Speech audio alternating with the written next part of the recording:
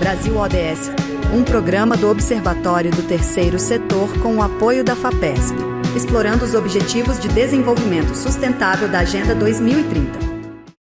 Acreditemos que pessoas e organizações definem o futuro da sociedade com suas escolhas. Nosso foco é inspirar mudanças, pensamentos e atitudes para a construção de um mundo melhor. Boa tarde. Você está sintonizado aqui na Rádio Brasil Atual. 97% dos brasileiros percebem mudanças climáticas no dia a dia, aponta o Datafolha, em pesquisa divulgada em julho deste ano. Eu sou Franklin Valverde e começa agora Brasil ODS, um programa do Observatório do Terceiro Setor, com apoio da FAPESP, a Fundação de Amparo à Pesquisa no estado de São Paulo.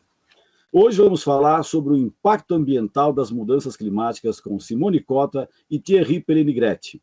Simone Cota é professora doutora da ESALC, a Escola Superior de Agricultura Luiz de Queiroz, da Universidade de São Paulo, na área de microbiologia do solo.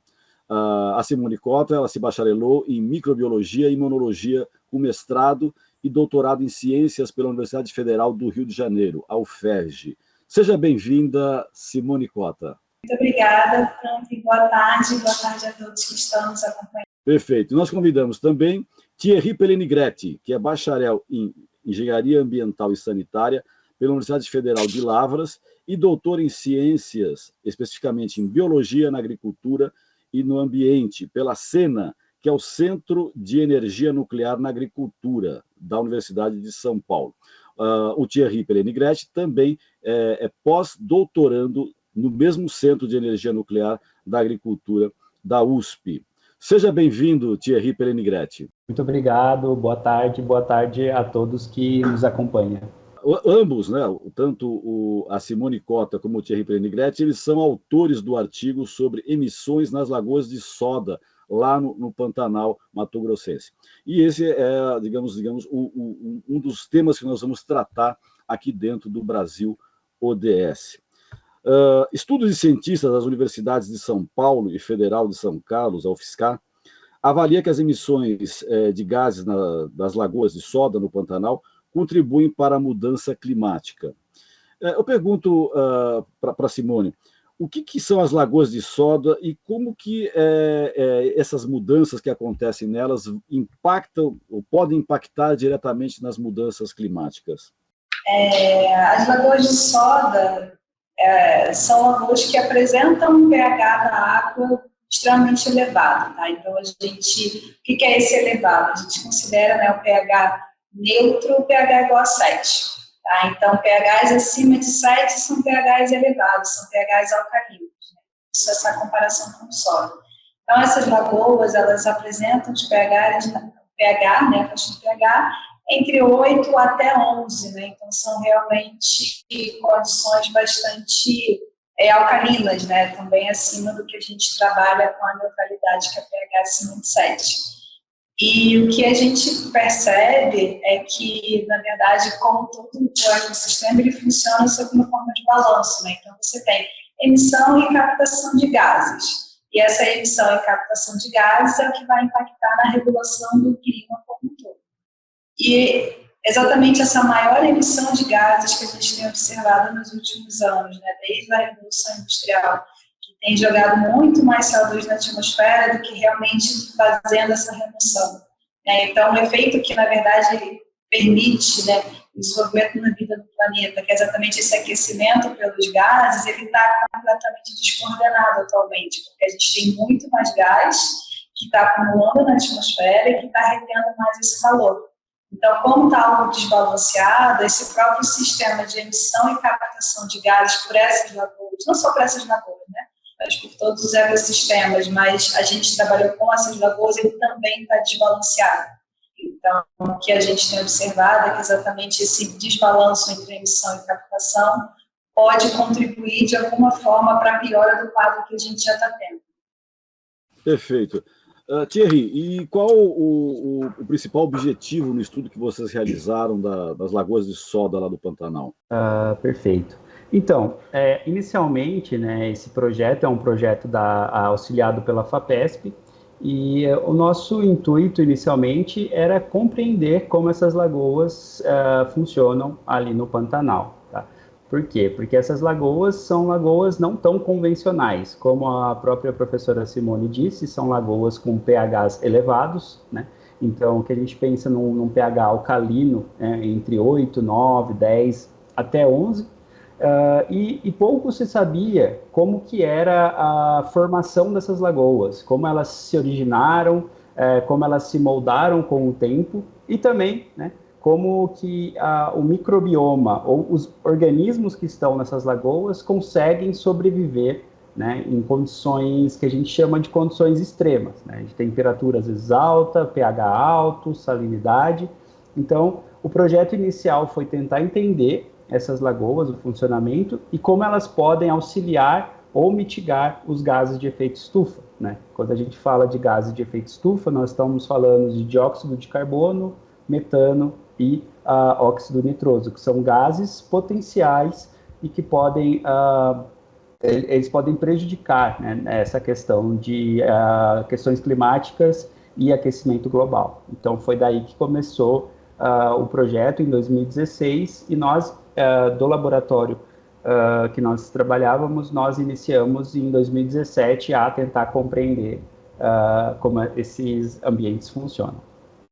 Simone, a partir desse estudo, o que pode ser feito para melhorar o meio ambiente, né? Porque a gente vê agora que, além dessas questões todas que vocês estudaram, né, o país pegando fogo, né?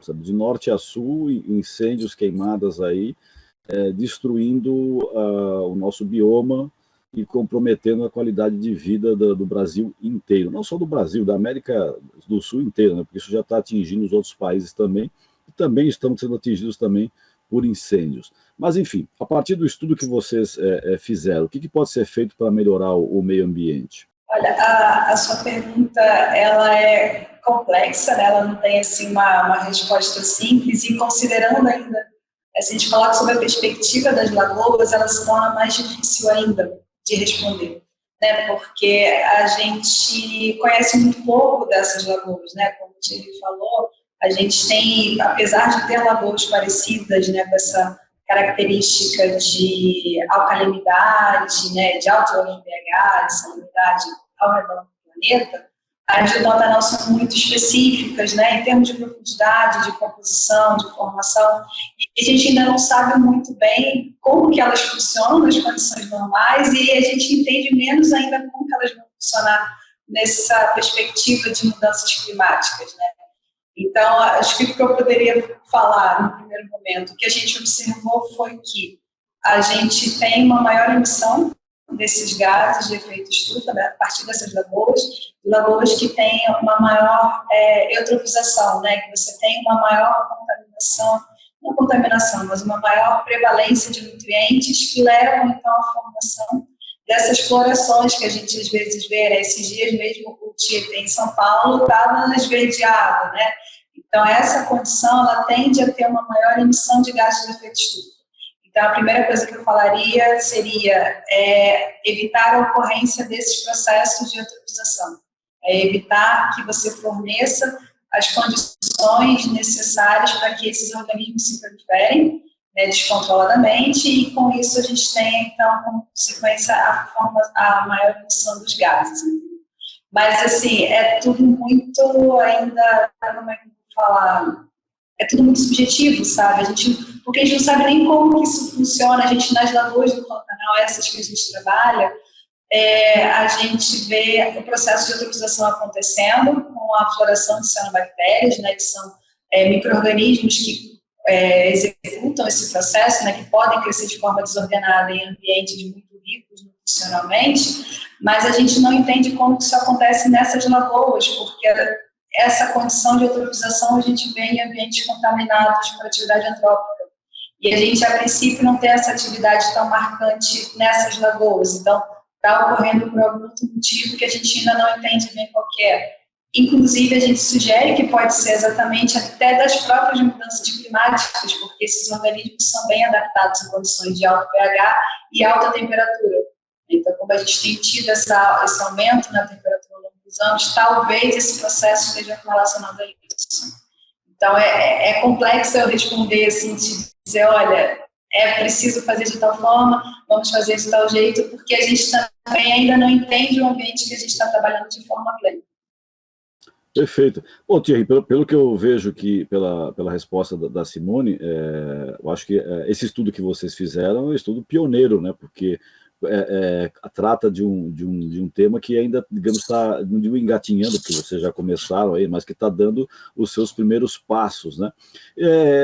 Se não me falha a memória, eu acho que essas lagoas de soda, elas existem aqui no Brasil, aí no Pantanal, e tem também, acho que no Canadá e na Rússia, se não me engano, né? Ou China, não sei, acho que é Rússia, né? Você pode até esclarecer. Ou seja, são fenômenos, digamos, né? Se a gente pode chamar de fenômenos, né? Raros de acontecer no mundo, né? E uma curiosidade, né? Que eu acho que até o nosso e a nossa ouvinte devem estar se perguntando por que chamam lagoas de soda? Como foi dito, né? Essas lagoas, elas ocorrem não só no Brasil, tá? Elas ocorrem em diversos países. Como, por exemplo, já foi dito, no Canadá, nos Estados Unidos, na Rússia e em outros também países que têm em menor proporção, mas existem, como, por exemplo, na Austrália, na Hungria. Então, elas chamam lagoas de soda, esse é um termo brasileiro, que a gente abrasileirou, de certa forma, né? Porque quando a gente vê trabalhos fora do país, a gente chama de soda lakes, né? Que vem de Saline Alkaline Lakes, que são lagos salino-alcalinos, e então foi determinado, né, foi denominado como Soda Lakes. Então, no Brasil, a gente meio que abrasileirou, traduziu isso para lagoas de soda. Mas a gente vê muitos termos, como, por exemplo, na época da novela Pantanal, né, a gente via falar das salinas, né, são as mesmas lagoas, elas também podem ser chamadas de lagoas salinas.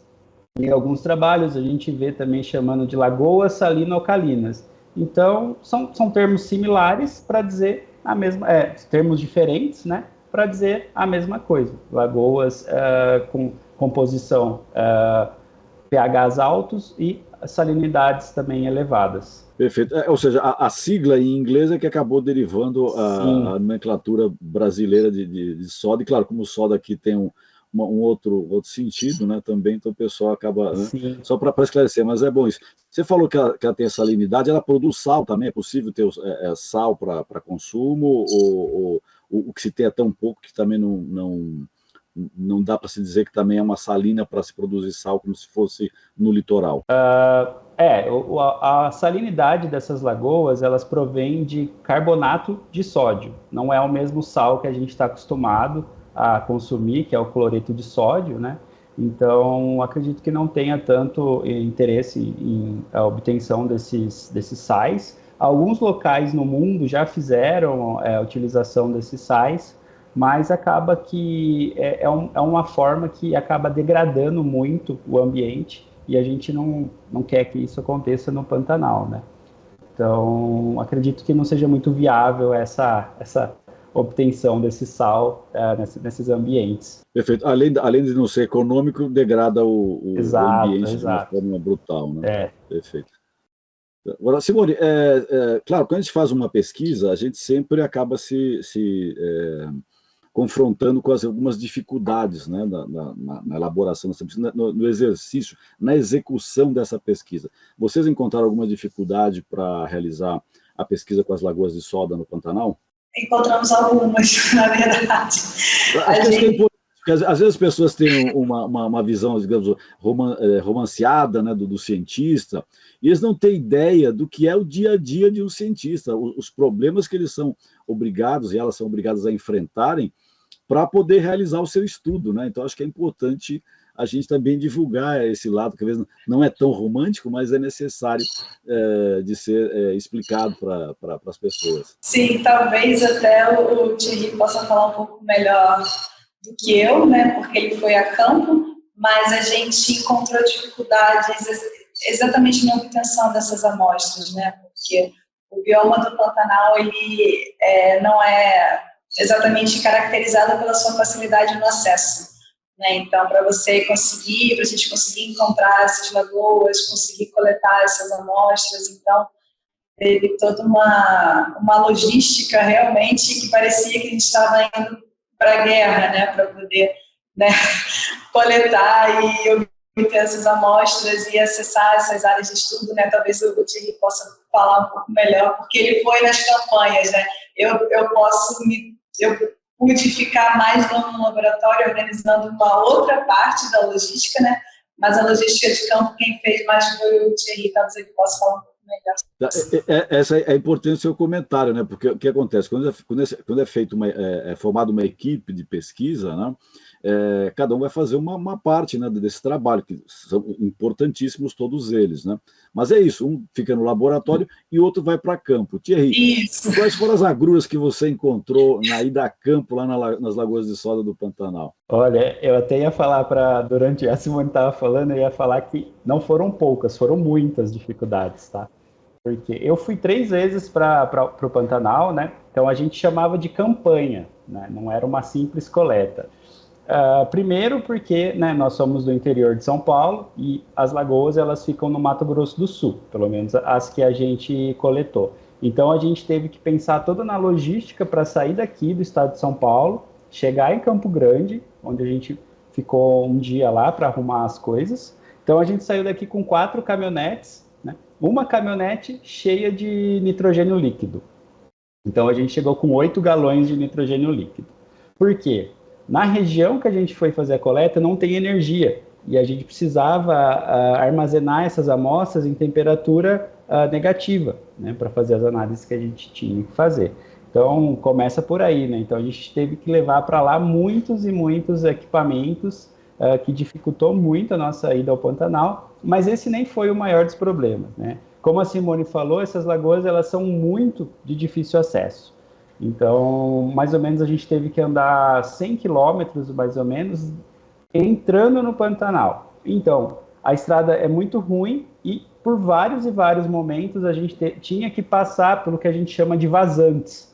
As vazantes são rios temporários, né? Braços d'água temporários que a gente tem que passar com o carro. E muitas vezes o carro chegava a água até acima do vidro, né? Então a gente passou por vários momentos esses corpos d'água e é muito difícil, muito difícil. A gente passou mais ou menos por uns 10 locais assim, muito difícil acesso. Às vezes a gente tinha que abrir trincheira, que a gente fala, o caminho estava fechado. E sem contar, né, a dificuldade de chegar nas lagoas que a gente estava coletando. Então foi um desafio muito grande, né, concluir esse estudo. Mas o resultado que a gente obteve foi muito interessante e muito motivador para a gente continuar fazendo esse tipo de pesquisa no Pantanal. Perfeito, um belo depoimento, né? Às vezes nós lemos os resultados de pesquisas científicas, às vezes no ar-condicionado, e não se tem ideia de que para chegar a esse resultado, o que teve que ser feito e as aventuras, digamos assim, né, que os cientistas tiveram que fazer para obter esses dados. Vamos ouvir agora a Rádio ONU, a nossa parceira de conteúdo aqui do terceiro setor. E a reportagem de hoje é a seguinte: novas tecnologias oferecem esperança para a ação climática. Notícias do mundo com a ONU News. Em um momento em que grandes incêndios florestais assolam Brasil e Portugal, além de outros países da América Latina e da Europa, os principais cientistas climáticos do mundo alertaram que as concentrações de gases de efeito estufa estão em níveis recordes. O relatório Unidos na Ciência, divulgado nesta quarta-feira, afirma que, se forem mantidas as políticas atuais, há uma probabilidade de 66% de que o aquecimento global chegue, ainda neste século, a 3 graus Celsius acima dos níveis pré-industriais.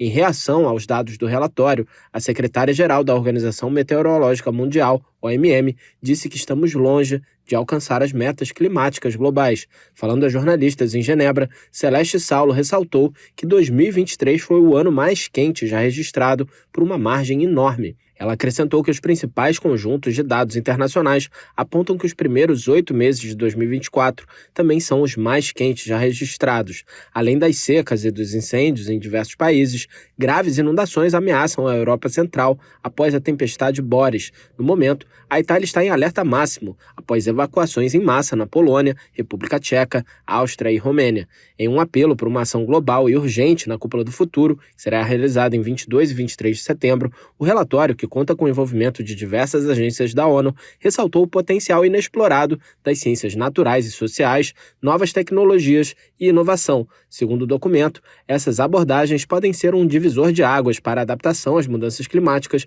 redução do risco de desastres e desenvolvimento sustentável. Um exemplo são as tecnologias imersivas, que estão unindo os mundos digital e físico.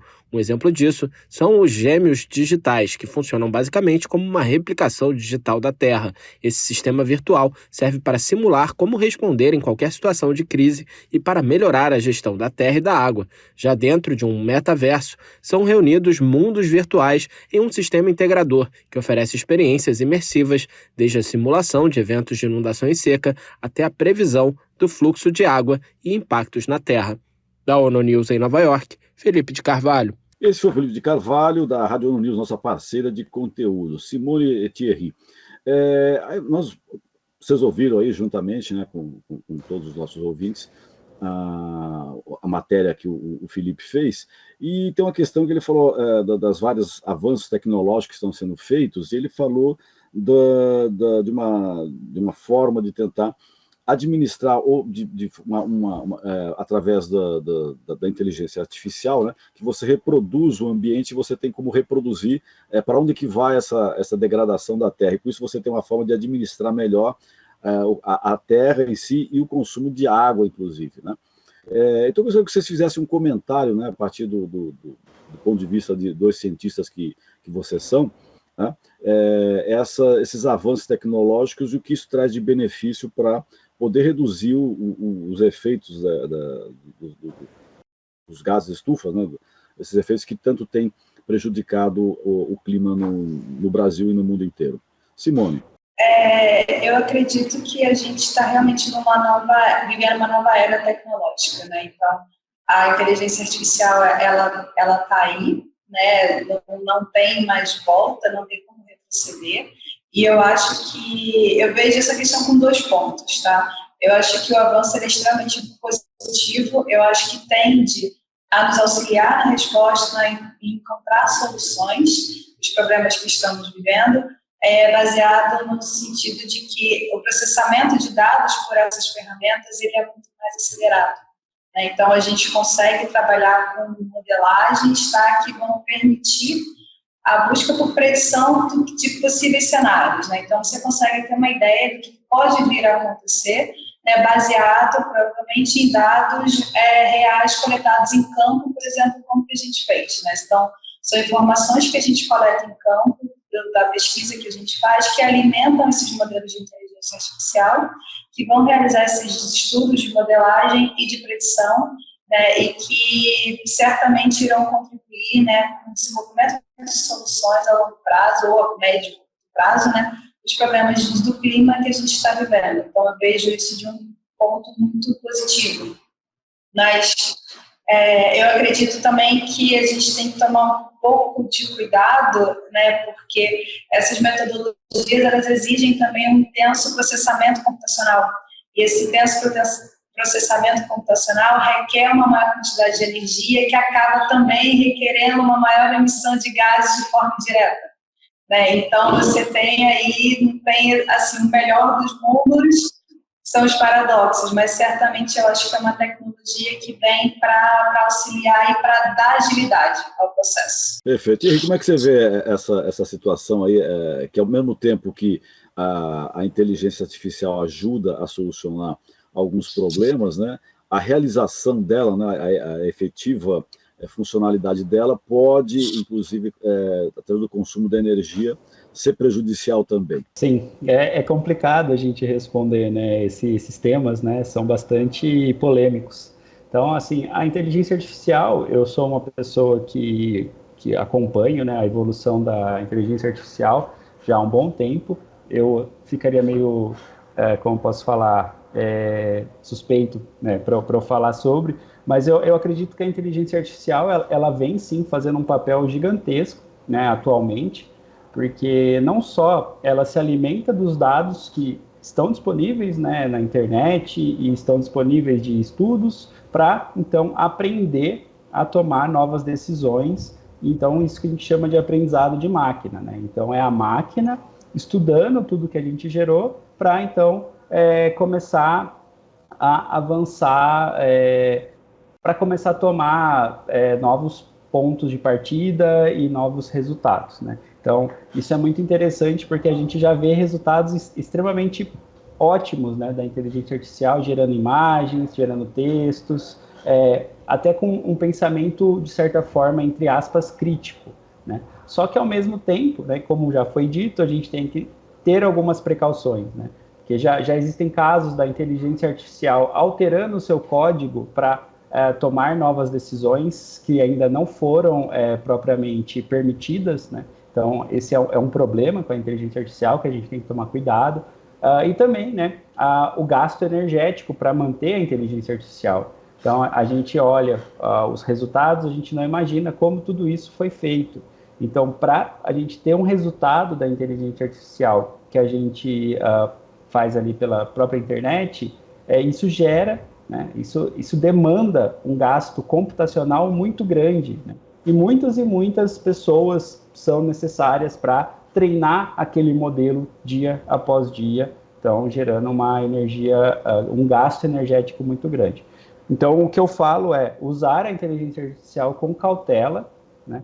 Não utilizá-la com os olhos fechados e confiar 100% nos resultados, e também sabendo, né, que ela mesma ela pode ter ali seus impactos negativos, né?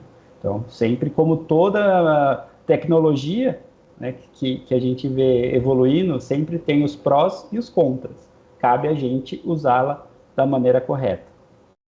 Perfeito. Vamos agora conversar com Gabriela Chabut, especialista em ODS, os Objetivos do Desenvolvimento Sustentável, estabelecidos pela ONU, a Organização das Nações Unidas. Olá, Gabriela. Quais as novidades que você traz para nós hoje aqui do Brasil ODS? ODS em pauta. Olá, ouvintes do Brasil ODS, meu nome é Gabriela Chabut e eu sou especialista em Objetivos de Desenvolvimento Sustentável. O programa de hoje ele aborda principalmente o ODS 13, que é a Ação Global contra a Mudança do Clima, mas esse tema ele é um tema transversal. Então, na verdade, quando a gente fala do impacto das mudanças climáticas sobre o meio ambiente, a gente está falando de um tema que aparece em vários lugares da agenda, inclusive no ODS 15, que está pensando em proteger e restaurar os ecossistemas terrestres. Então, a gente tem, por exemplo, a questão das queimadas que estão acontecendo agora no Brasil e que estão destruindo uma parte importante da nossa biodiversidade, seja de fauna e flora. Então, a gente tem todos esses problemas aí relacionados. Eu acho que é muito interessante a gente falar a diferença entre mudanças climáticas e emergência climática. Então, mudanças climáticas são uma alteração no nosso clima, na temperatura do planeta, que acontece ao longo do tempo, né? Então, estão mudando. A emergência climática é esse termo em que a gente usa para dizer que a gente precisa tomar medidas urgentes para lidar com isso, porque senão a gente vai ter problemas gravíssimos, às vezes sem um ponto de retorno, né? Sem possibilidade de reparar a situação. Sobre o que está acontecendo no mundo em relação a isso, não dá para deixar de falar que o presidente Lula está na ONU cobrando ações dos países contra as mudanças climáticas e que a gente está nesse momento aqui no Brasil, nesse momento aí de queimadas. Então é um momento aí muito tenso para a agenda internacional do Brasil, porque por um lado o Brasil está cobrando que os outros países tomem atitude em relação às mudanças climáticas, mas também tem que desenvolver atitudes para lidar com o problema internamente. Então é um momento bem tenso da pauta. Eu acho que também é importante trazer que o Unicef publicou uma notícia de que as crianças são as mais afetadas pelas mudanças climáticas. Então acho que é importante a gente saber isso também para essa semana. Muito obrigada e nos vemos de novo na semana que vem. Um abraço. Em 2024, 70% das áreas queimadas no Brasil foi de vegetação nativa. Os dados são do Monitor do Fogo, monitoramento iniciado em 2019 pelo MapBiomas. É uma situação bastante, literalmente devastadora a situação que o Brasil se encontra.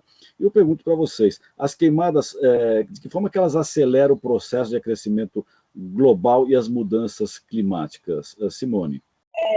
A questão toda é que quando você está queimando um material, você está queimando um material que é composto de carbono. Então, se você tem um material vegetal, né, uma árvore, né, fazer dessa forma, se você tem uma árvore, ou que seja uma colheita, né, independente do que você vai estar atacando fogo, tacar fogo, atirar fogo, você queimar, você está liberando todo esse carbono que está armazenado e retido nessa biomassa, esse carbono desse organismo para a atmosfera, tá? Junto com outros poluentes, né, junto com outros elementos químicos, né, que também irão atingir, né, a atmosfera. E aí você agrava o problema, porque você, além de estar emitindo material particulado, né, que você vai alterar a reflectância do sol, né, a penetração dos raios solares, você também está emitindo gases que vão reter mais calor ainda. Então, essa maior retenção de calor, você faz com que o ambiente ele fique mais quente. Então, você potencializa um cenário que já está bastante crítico. Né? E aí vira realmente uma bola de neve para fazer o contraste. Né? Você vai aumentando, você dando um efeito que já é bastante negativo. Perfeito. E, Thierry, como é que a gente pode reverter essas perdas que a biodiversidade tem sofrido com as queimadas? Tem essa possibilidade de reverter isso? Ou realmente o que o fogo levou está totalmente perdido para a eternidade? É um pouco difícil essa resposta, né? Porque o que a gente vê, né, grandes e grandes áreas sendo queimadas na Amazônia, no Pantanal, em várias regiões do mundo, né, no Brasil também. A partir do momento que a gente perde aquela vegetação, né, de certa forma é muito difícil de reverter o que foi queimado, né? Então o primeiro passo o primeiro conselho é deixar de queimar, né? A gente reduzir as queimadas já é um grande passo que a gente pode fazer, né? Então um outro pensamento, né? Então a partir do momento que a gente deixa de queimar, a própria vegetação ela se restaura sozinha, né, através de um processo que se chama reflorestamento passivo, né? Então ali os bancos de sementes que estão no solo vão gerar novas e novas mudas e voltar o que era antes, né, ou parcialmente ou totalmente o que era antes, né? Além disso, existem reflorestamentos ativos, né, onde a população, né, especialistas vão na região, pegam quais são as plantas, né, as árvores ali nativas e auxiliam a esse reflorestamento, mas isso requer investimento, requer tempo e requer também, de certa forma, um incentivo, né, de políticas públicas para isso, né? De outra forma, também, ao mesmo tempo, a gente vê não só a perda da flora, né, das plantas e das árvores que estão ali, mas também dos animais, né, que por muitas vezes eles utilizam aquele espaço, né, como seu território, né, para viver ali. Então a gente perde também esses animais que muitas vezes tem animais que estão na lista de animais em extinção, animais com preocupação de chegar perto dessa lista. Então muitas vezes a gente pode acabar perdendo, né, uma biodiversidade de plantas raras, de animais raros que podem estar ali. Mas sim, tem como a gente recuperar, mas para isso existe, né, e precisamos de muito esforço para conseguir obter esse resultado. Agora, por que nós estamos vivendo agora, este ano aqui, a gente tem percebido que as queimadas aumentaram, o calor está enorme. Tem alguma razão específica para nós estarmos sofrendo esse aumento de queimadas e também consequente até disso da temperatura, né? Porque as cidades todas têm agora uma capa de fumaça e o ar não circula, não há ventos e cada vez mais a gente é como se fosse um agasalho nas cidades, essa fumaça que fica suspensa em todas elas. Simone. Até onde eu entendo, você tem aí uma conjunção de fatores que acabaram coincidindo e que levaram a esse agravante, né? Então, você tem um processo de mudanças climáticas que já está em curso há muitos anos, né? E a gente já fica até meio repetitivo, né? Falando, olha, está aumentando, né? E aí você começa a ter as consequências disso, porque você tem eventos climáticos que acontecem normalmente, né? Como El Niño ou El Niña, né? Você tem aí as duas vertentes de aquecimento e resfriamento dos oceanos, e aí você, por ter essa questão do aquecimento global, você tem essa alteração no padrão desses fenômenos que já normalmente acontecem, então você tem escalas diferentes e proporções diferentes que esses fenômenos vão acontecer, coincidindo no momento de queimada, né, por alguns setores produtivos brasileiros que potencializam, né, todo o efeito drástico que já estava se observando, né? Então você acaba tendo aí uma junção de fatores que vão levar então a esse caminho assim, mais extremado da ocorrência dos processos, né? Então o que a gente vai começar a observar daqui a alguns anos para frente, e eu não digo daqui a décadas, né? São realmente anos próximos, é exatamente esse aumento nos extremos. São períodos de seca mais intensos e mais longos, períodos de chuva também mais longos e mais devastadores, né? Aquela chuva mais mediana que a gente tinha, provavelmente a tendência é que ela comece a diminuir e você ter episódios mais frequentes, mas muito mais intensos de chuva ou de seca, do que a gente normalmente tem se a gente não começar de fato a encarar isso com seriedade e tentar colocar em prática algumas das sugestões que já estão sendo feitas há bastante tempo pelos cientistas que são mais especializados nessa área. Thierry, a gente vê que a situação que nós estamos vivendo hoje, de uma certa forma, alguns anos atrás, a gente acabava vendo cenas parecidas dentro da ficção, tá? Principalmente quando a gente vai assistir filmes de temática distópica. O mundo está acabando, né? O sonho, aquele mundo idealizado da utopia que seria construída, não veio, e o que veio foi o reverso, né, da moeda, né? Totalmente ao contrário. Eu te pergunto, né? Você acredita que com o que está acontecendo, nós já vivemos num mundo de uma certa forma distópico, ou ainda tem chance de a gente reverter e não chegar a essa distopia? Ou seja, o que está aí, a distopia já está na porta aí, ou seja, temos que correr mais ainda do que a gente poderia julgar. Então, estudos, né, já mostram que nós temos ciclos, né, no nosso planeta de aquecimento e de resfriamento. Então são ciclos que a gente também associa a quantidade de CO2 no ambiente, tá? Então sempre acontecia de ter picos de CO2, também picos de aumento de temperatura e de queda de temperatura. Mas o que a gente vê hoje é uma curva exponencial, né, crescendo de forma muito rápida do aumento desse CO2 que nunca foi visto, né? Então esse aumento de CO2 ele vem desde a época, né, da Revolução Industrial, né, na queima de combustíveis fósseis, e vem aumentando numa escala muito rápida e muito alta, né? Então, o que a gente tinha, né, de processos naturais que aconteceram, né, em todo o período de formação da Terra, nunca chegou aos níveis que a gente tem hoje. Então, essa escala que a gente tem de aumento por exemplo, de concentração de CO2, está sendo muito rápido o crescimento e de uma forma muito abundante, né? Então, isso nunca foi visto, né? E, ao mesmo tempo, né, os pesquisadores já estão associando esse aumento de CO2 com também o aumento da temperatura. Então, está associada essas duas variáveis, porque o CO2 ele é um gás que aquece, né? Ele tem a capacidade de reter calor. Então, o que a gente vê é esse aumento de temperatura que a gente está presenciando, né? Então, sobre essa pergunta, né, se um dia talvez teremos um fim do mundo, né, é muito,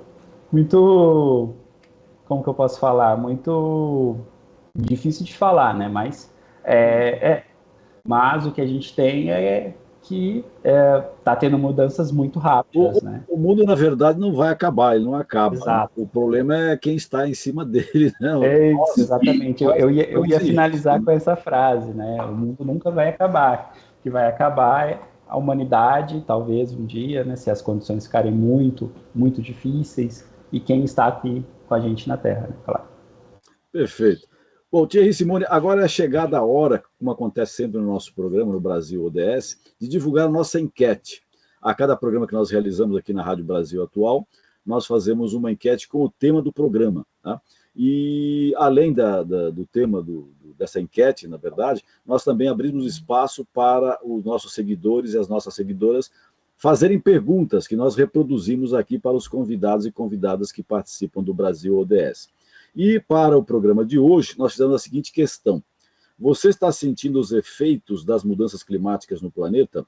E o resultado foi o seguinte, né? Tá tão claro, né? Tão agoniante o que está acontecendo, que nós tivemos 82% de pessoas que disseram que sim, que sentem os efeitos das mudanças climáticas que o planeta vem sofrendo. 18% ainda não.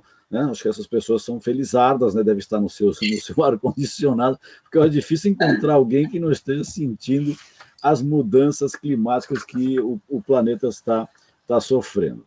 Mas, enfim, acho que é uma enquete, né? Não tem um rigor científico, mas dá para perceber que a maioria esmagadora, pode-se dizer, está já sentindo os efeitos dessas mudanças que assolam o planeta. E nós, como eu disse, né, ao chamar a nossa enquete, nós abrimos espaço para as perguntas. E para hoje nós recebemos duas perguntas. Uma da Gabriela Souza e outra do Kleber Borges. Antecipadamente agradeço a Gabriela e o Kleber terem colaborado e enviado a pergunta aqui para nós do Brasil ODS. Eu vou começar aqui com a pergunta do Kleber Borges para a Simone Cota. Como evitar o aumento das mudanças climáticas? De uma certa forma, acho que já foi pouco respondido, mas a gente, como é uma situação tão dramática, acho que não custa a gente repetir, talvez pela repetição as pessoas, né, vão se conscientizando da necessidade do que fazer para evitar o aumento das mudanças climáticas. Simone. Colocando num contexto de Brasil, né, o Brasil ele tem alguns pontos positivos, né, da maneira como o país, em contribuição, né, para a redução dos efeitos das mudanças climáticas. Né? Então, o Brasil ele tem uma matriz energética bem sustentável, né, comparado a outros países, mas obviamente a gente tem sempre como melhorar. Então, pensamento em alternativas, né, mais limpas, né, utilização de energias mais limpas, como energia eólica, energia solar. O potencial elétrico também é muito grande, né, a gente produz eletricidade a partir de hidrelétricas. Isso tem, como tudo na vida, prós e contras, né, mas, no geral, a matriz energética brasileira é tida como bem sustentável quando comparado a outros países, e o Brasil ele tem um potencial muito grande, que é diferente dos outros lugares.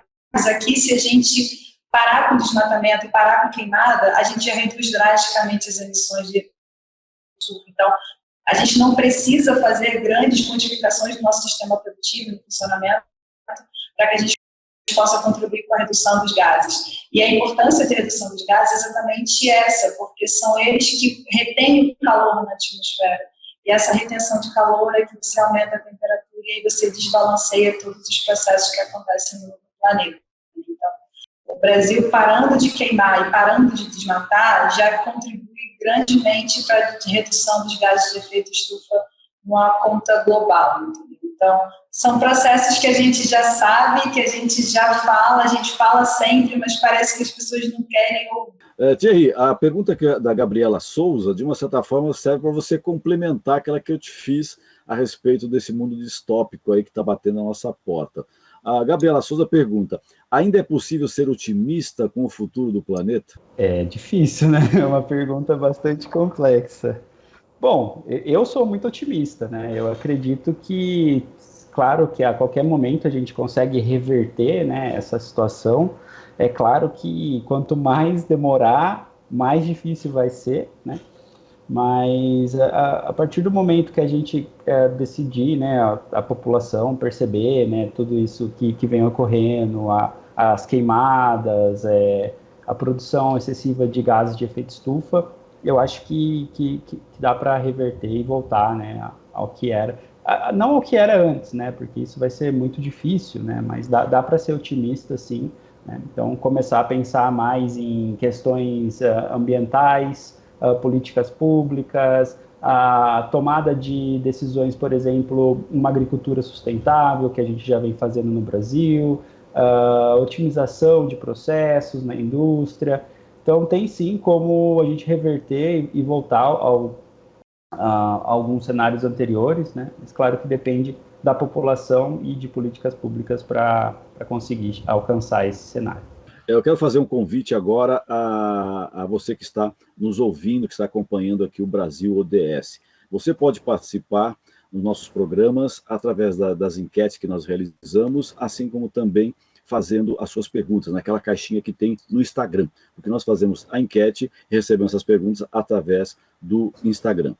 E também convido a todos e todas para visitar o site do Observatório, né? observatório3setor.org.br, o 3 em numeral, e nos seguir nas nossas redes sociais, sempre Observatório 3 Setor e o 3 sempre em numeral. Apenas nos primeiros 10 dias de setembro, o Pantanal já tinha registrado 736 focos de incêndios. Este número é quase o dobro do total registrado durante todo o mês de setembro do ano passado, quando o bioma teve 373 focos, de acordo com o INPE, o Instituto Nacional de Pesquisas Espaciais. Eu pergunto para vocês, né? Qual a importância do Pantanal para a qualidade do ar, né? Aqui em São Paulo, por exemplo, nos grandes centros? Né? Porque as pessoas, às vezes, dizem, no senso comum, às vezes, falam, mas está tão longe, né? A Amazônia, o Pantanal, como isso vai influenciar na qualidade do ar aqui de São Paulo? Aqui o grande problema são os veículos, né? As fábricas que ainda possam existir por aqui, né? Elas é que poluem o ambiente.